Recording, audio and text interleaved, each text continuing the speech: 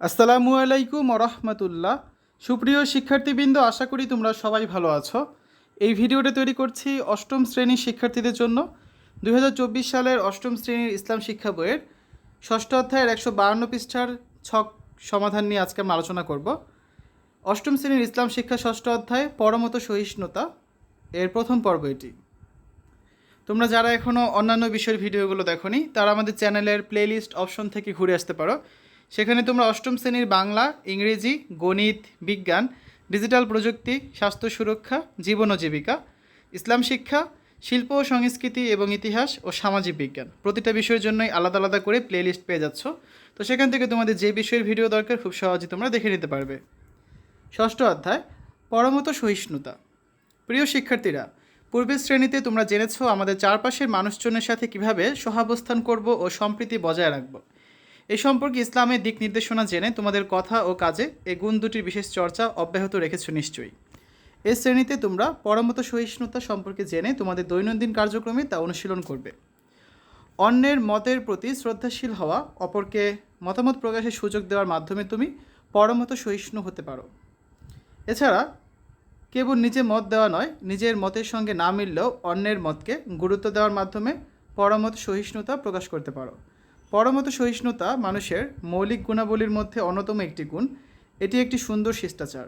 মানব চরিত্রে এই গুণটির অনুপস্থিতি বিশেষত পরিবার ও সমাজ জীবনে নানা বিভেদ, অনৈক্য ও অশান্তি সৃষ্টি করে।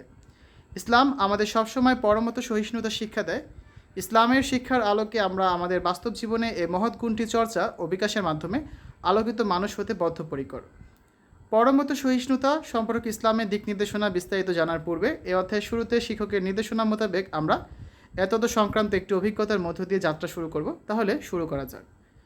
মতবৈচিত্র্য ছক পূরণ। তোমরা নির্ধারিত ছকটি বাড়ি থেকে পূরণ করে আনবে। এক্ষেত্রে তুমি তোমার পরিবারের সদস্য বা বন্ধু বা শিক্ষকের সহায়তা নিতে পারো।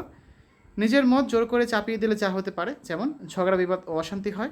আর অন্যের মতকে গুরুত্ব দিলে যা হতে পারে, যেমন শান্তি বজায় থাকে। তো এভাবে করে আমরা এখন এই ছকটা পূরণ করব। দেখো শিক্ষার্থীরা, মতবৈচিত্র্য ছক পূরণ। প্রথম 1 নম্বরে কী আছে, যদি নিজের মত জোর করে চাপিয়ে দেওয়া হয় তাহলে যা যা হতে পারে আগে আমরা সেটা দেখি। 1 নম্বরে ঝগড়া বিবাদ ও অশান্তি হয়। 2 নম্বর, সমাজে বিভেদ সৃষ্টি হয়।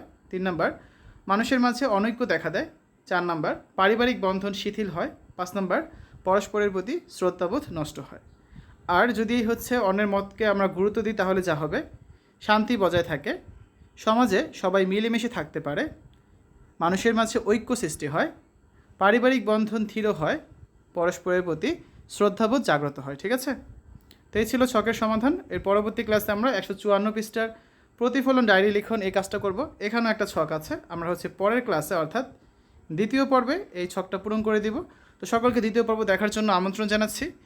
শিক্ষার্থীরা, এতক্ষণ তোমরা দেখলে অষ্টম শ্রেণীর ইসলাম শিক্ষা ষষ্ঠ অধ্যায় পরমত সহিষ্ণুতা 152 পৃষ্ঠার ছকের সমাধান।